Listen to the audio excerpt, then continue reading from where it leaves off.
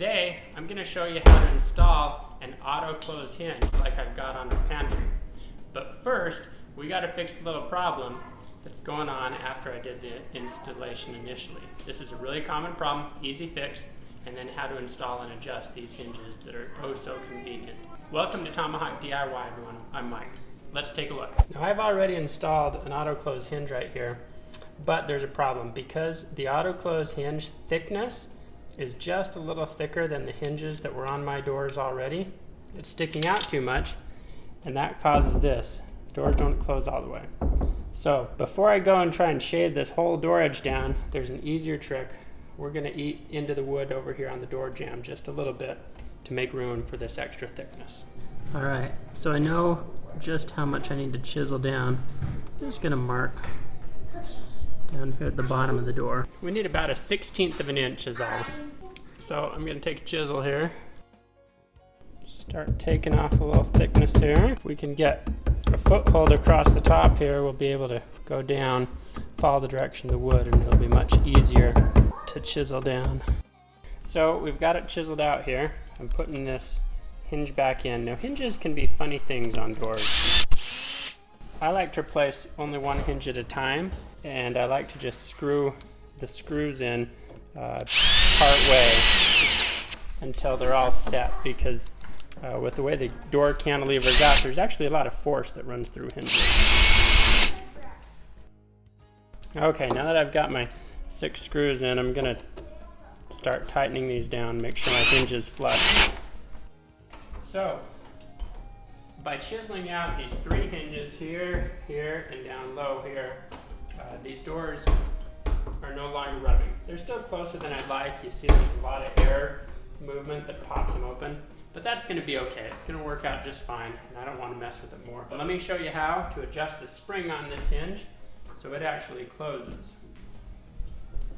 This one's already been tightened. But before we look at the adjustment, I'm going to include an Amazon affiliate link down in the video description where you can pick up a door hinge like this. Be sure you check the dimensions of your hinge and the screw pattern so you get the right one. I appreciate if you decide to buy a hinge. If you do it through that link, it costs you nothing extra but sends a small commission my way from Amazon. So that's a little way you can say thanks for making this video. Okay, now let's look at adjusting the hinge tension. To adjust this, I'm going to put in an Allen wrench that they provide with it, turn it, and then use this little rod. Now the rod in the holes of the spring holds it in the correct position.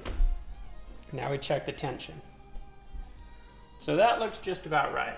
If you need to, you can back it up 1 hole. It's too soft on the door right there, barely closing.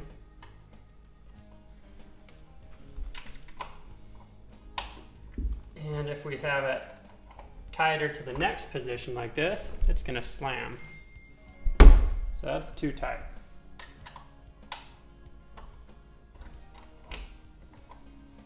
Now that we know which hole this needs to go into, they include a little pin. Now these are easily lost, so if you lose one, just get yourself a nail that's about the same diameter and use some nippers, some bolt cutters or something to cut it off. But you're gonna slide this in. Now you can try it there for a little bit. Once you're sure that's the right spot, we're gonna pound it in with a hammer. With this pin in place, our adjustment's good. Just tap it in. If you leave it out a little bit, it'll make it easier to pop out if you need to adjust further.